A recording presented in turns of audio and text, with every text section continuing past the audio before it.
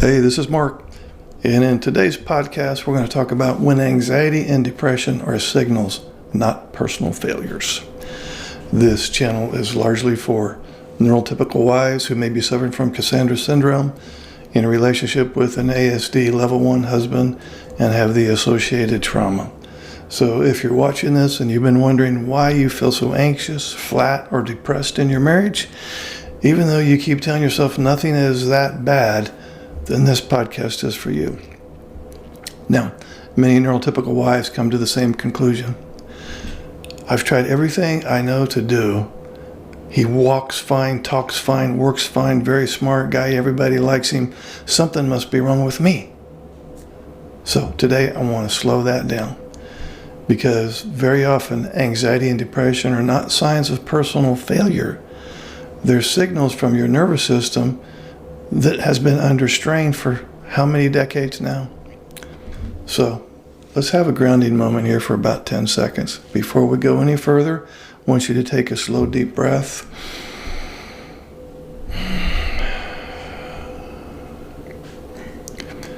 You don't need to figure anything out right now. Just let yourself listen. One woman wrote in and asked, "Why do I feel so anxious all the time when nothing bad is actually happening?" And another lady wrote in and said, "I have everything I'm supposed to want, so why do I feel so low?" Okay. Well, these questions come from women who are functioning, they're responsible, they're capable, but they're quietly unraveling. So what they're describing isn't random anxiety. No. It's what happens when you live in emotional unpredictability. When you don't know if emotional connection will be there, if your feelings will be met or missed, if bringing something up will lead to shutdown. Your nervous system eventually stays on alert all the time. Not because you're fragile, but because it's trying to protect you. So, if this feels familiar, let's just pause.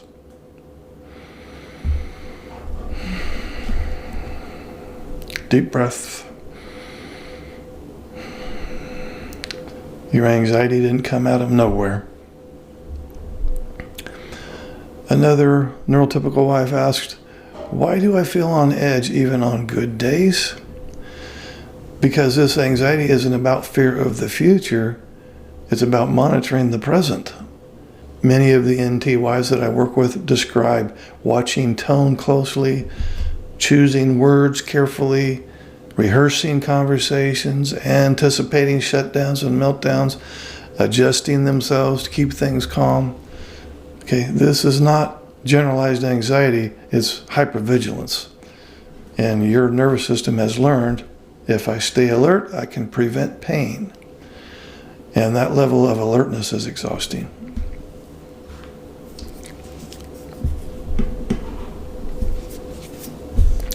Another grounding moment. If you're tired all the time, notice that. That tiredness makes sense.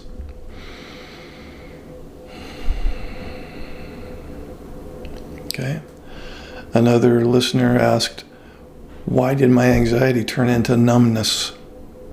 Okay, well, at first, many women respond to emotional absence by trying harder, explaining more clearly, trying to be more patient, lowering their expectations, staying busy all the time. But when that connection still doesn't come, the nervous system stops reaching.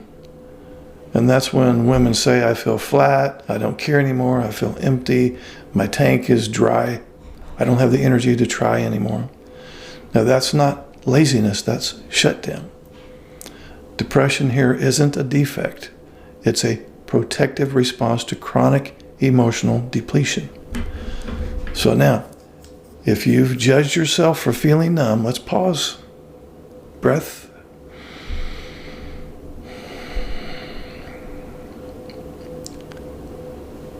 Numbness often comes after caring too much for too long. Another neurotypical wife wrote in and said, "I'm currently in therapy. I am understanding myself better, but why do I still feel anxious and depressed? Because you can't regulate your way out of ongoing emotional deprivation. You go to the therapist's office, but you got to come back home. You can't self-soothe what requires co-regulation. In other words, you need to have some cooperation with this regulation. You can't mindset your way out of emotional absence. You can't heal symptoms without addressing context. Now, I agree therapy helps with insight, but insight alone doesn't create emotional safety. If the environment doesn't change, the nervous system stays alert. You're not failing therapy. I'm not saying that. I'm sure whoever you're talking to is doing a great job. But your body is responding accurately to what it lives in. I would say continue doing therapy, but to do a little quick promo here in the middle of this video, I do have a Cassandra Syndrome recovery group, and I'll make sure the link is in the description and pinned in the comment section. So, if you felt discouraged or hopeless about therapy, let's pause. Nothing is wrong with you or your therapist. Let's breathe.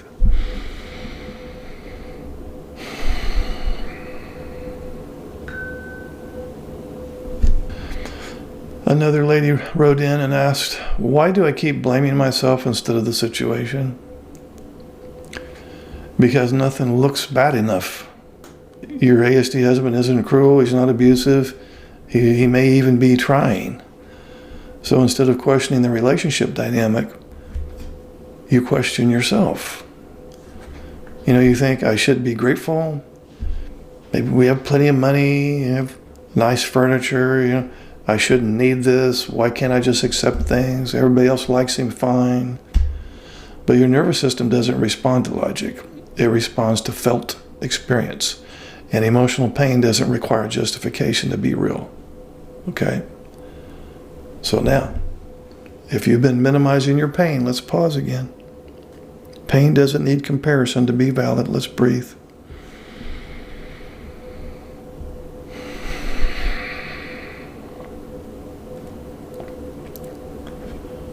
Another lady asked, if these feelings are signals, what exactly are they signaling? Well, often anxiety says, I don't feel emotionally safe. And depression often says, I'm exhausted for reaching without response. So these are not moral failures, they're messages. And when you listen to them with curiosity instead of judgment, something shifts. You stop asking, what's wrong with me? Or how come I'm not more grateful? Or am I just a chronic complainer? And start asking, what does my nervous system need?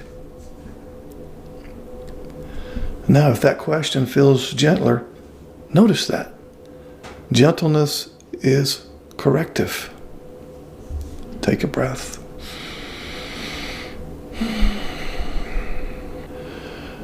One neurotypical wife asked, what actually helps with this?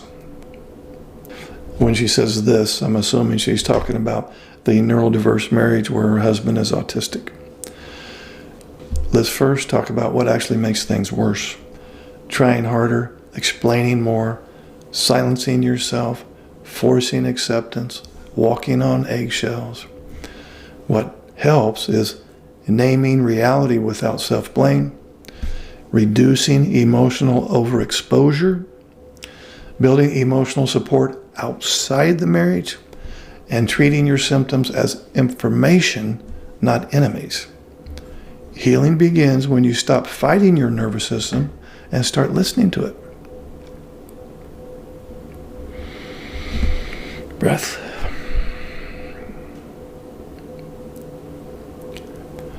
Now, if you remember nothing else that I'm trying to get across to you in this podcast, please remember this. Anxiety and depression in this context are not weaknesses. They're intelligent responses to long-term strain. Your body has been trying to protect you, even when no one else noticed.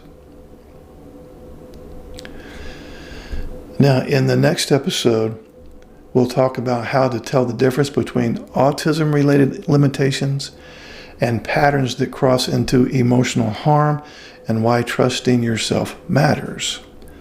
So until then, be gentle with yourself. Nothing is wrong with you. Something important is asking to be heard. Now, if this video resonated, you're not alone. You're not imagining this, and this series will keep naming what others avoid. You can subscribe or simply sit with what you've heard. Awareness is enough for today. Now, before I leave you, I want to ask you some reflection questions. Food for thought. When did I first notice anxiety or depression showing up in my marriage? Not to judge, just to notice. What situations in my relationship make my body feel most tense or alert? Think physical sensations, not explanations. What do my anxiety or depression symptoms seem to be protecting me from? Where do I minimize my pain because nothing is technically wrong? What emotional need of mine goes unmet most consistently? How do I talk to myself about my mental health, kindly or critically? If my anxiety or depression were messages, what might they be asking for right now? What helps my nervous system feel even slightly calmer, even temporarily? Where do I feel most emotionally safe to be honest about how I'm really doing?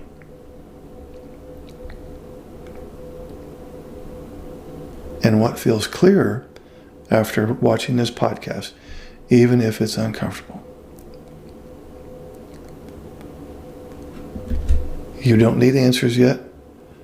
Awareness is not a demand, it's an invitation. Thanks for listening. God bless. I'll see you in the next episode.